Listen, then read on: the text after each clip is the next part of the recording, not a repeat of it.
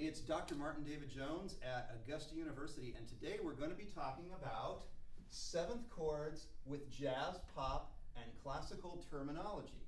Okay, so the first thing we want to do is set our definitions.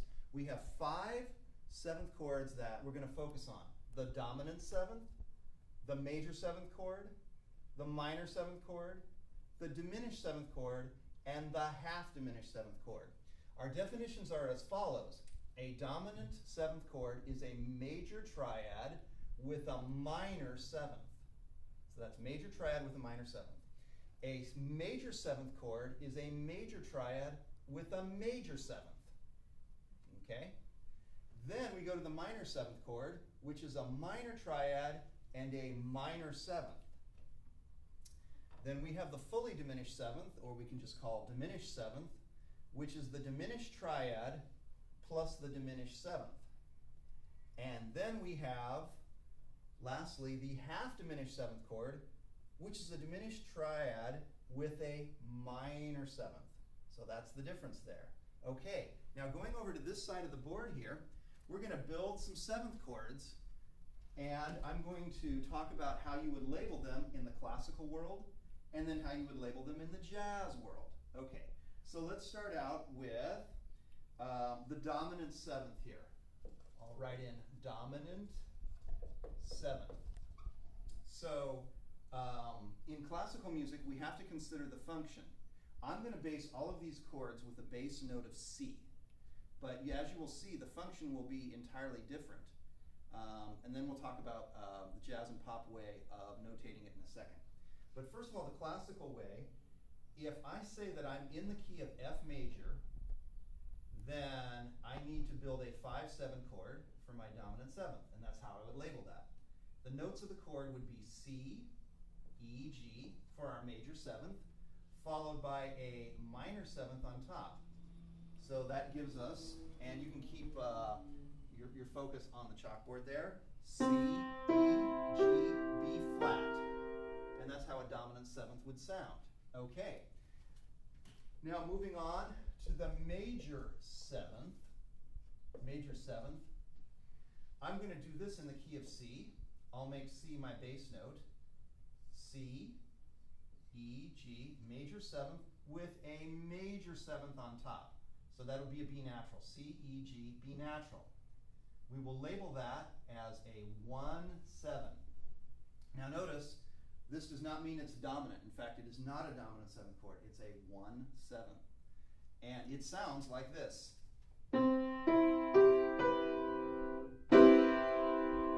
It's a very pop-sounding harmony that we would not hear in the music of Mozart, as I'll demonstrate in a little bit.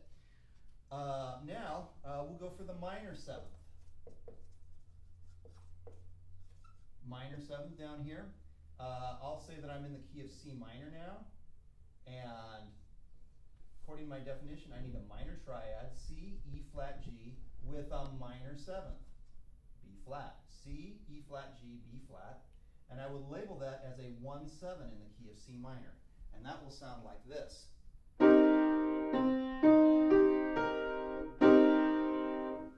Okay. Now we just have 2 more to do. We have the fully diminished 7th. And if I'm going to build that on C, that's going to function as a 7 diminished 7 in the key of D flat. C, E flat, G flat gives us our diminished triad. And the fully diminished 7th on top would be B double flat. And that sounds like this. Super dramatic chord. And last but not least, we have the half diminished. Same function here, by the way. We'll label that as 7 half diminished. Do the degree sign with a slash through it. That gives us half diminished.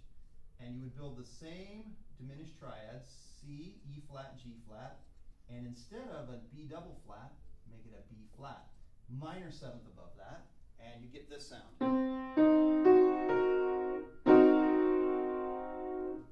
Okay, so now we talk about, this is how we would label it in classical music. How do we label it in jazz pop?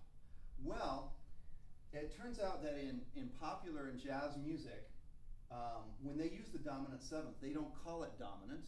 They don't worry about labeling the function. Labeling the function is something for classical music. It's something that jazz and pop do not do. So instead, they just take whatever the root of the chord is and identify that. So in this case, a dominant seventh, they would just label as C7. So if it's a D dominant seventh, they call it D7. If it's an E dominant seventh, they call it E7. And they don't even worry about thinking of it as dominant. And it really isn't dominant to them. It's just a major triad with a minor seventh, and that is the pure sound of it. So that one is just labeled as whatever chord it is, 7. Now for the major seventh, there's several ways of identifying it. One is to call it a C maj 7th, and you can also say C delta 7, and that's a isosceles triangle there, taken from the Greek letter delta. C delta 7 or C major 7 all means the same thing. It means major 7th. So when you see these things on a jazz or pop lead sheet, you'll know what to do with it. Say the major 7th, okay, that's a major triad plus a major 7th.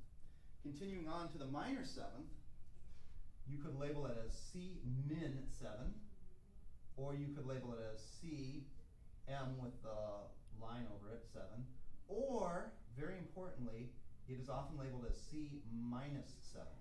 That doesn't mean C flat 7 or anything like that. What it means is C minor 7. So when you see that C slash 7 there, that means C minor 7 or C min 7. That's what it means. Continuing on to the diminished chord, there's 3 ways of labeling that. You can call it C dim 7. Oops, spelling wrong there. C dim 7. You can also say C diminished 7th, which is like the classical way, except remember we're not identifying function, we're just identifying the root of the chord. So in this case it's C, then you would say C degree sign 7. Or if you just said C degree sign, most jazz musicians will throw in the 7th anyway, because jazz almost always adds the 7th. That's kind of how it works. And then last but not least, we have the half diminished 7th. 3 ways of labeling that. You can call it a C minor 7 flat 5. Whoa, let me explain that. This looks like a minor 7th chord. C, E flat, G natural, B flat. That would be a C minor 7th, like this one here. Except we have flat of the 5, and that's where that flat 5 comes. So a C minor 7 flat 5 is the same thing as a C half diminished. And you can label it as such. You can say C half diminished 7th, or just say C half diminished. And as I said before, the jazz musicians will generally add the 7th chord. So I'm going to let my trusty cameraman here shine on this for a couple more seconds here. So you can see this is the way we would identify these 5 different 7th chords in the classical terminology, and this is how we identify it in the pop jazz terminology. And once you know this, you can no longer need to be afraid of the lead sheet because it's all there. So 2 different systems for doing that. Dr. Jones, out.